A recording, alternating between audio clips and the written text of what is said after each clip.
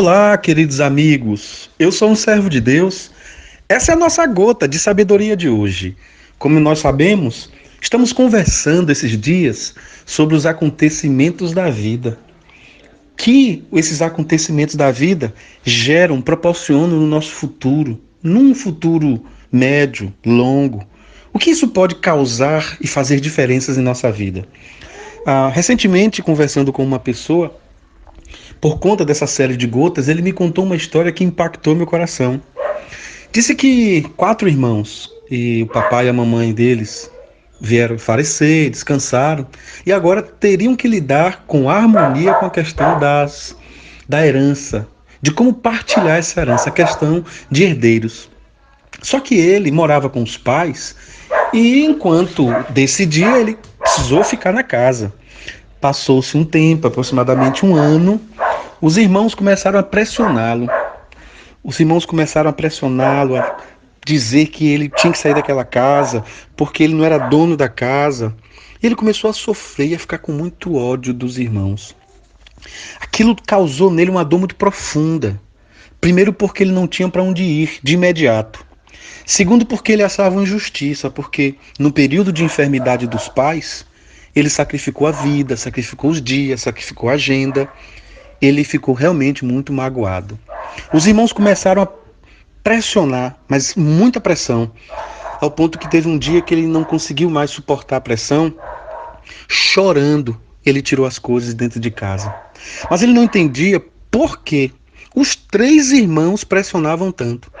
2 deles, segundo ele até entendia, porque eram pessoas um pouco insensíveis. Mas havia um terceiro irmão que não tinha esse perfil. Então ele começou a sofrer porque ele não acreditava no que ele estava vivendo.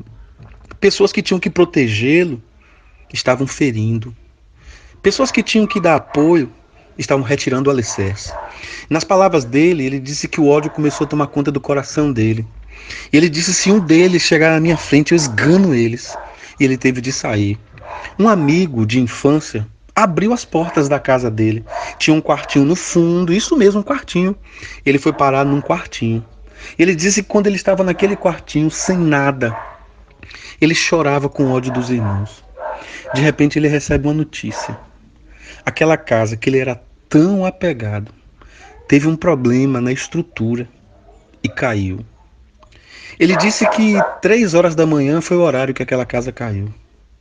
Ele começou a chorar mais ainda, porque ele disse: até a dureza do coração dos meus irmãos, no fundo, era Deus cuidando de mim. Isto é, ele começou a entender que quem tirou ele daquela casa não foi os irmãos dele. Quem tirou ele daquela casa foi Deus.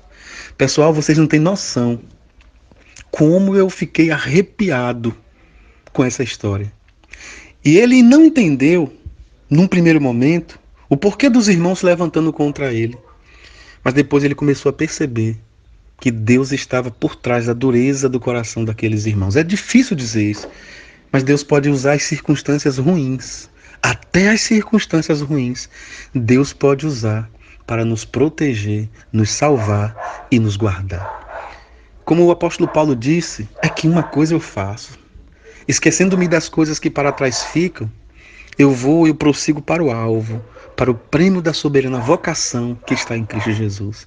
Ele entendeu que os acontecimentos da vida, principalmente com as pessoas mais perto de nós, não podem tirar de nós a dependência de Deus. E aquela palavra que está em Romanos 8:28, que diz: pois sabemos que todas as coisas contribuem para o bem daqueles que amam a Deus, daqueles que são chamados segundo o seu propósito. Que os acontecimentos da vida não tirem de nós a capacidade de enxergar que Deus tem um propósito em todas as coisas, nas alegrias e nas tristezas, até nos despejos, até na dureza do coração dos nossos irmãos.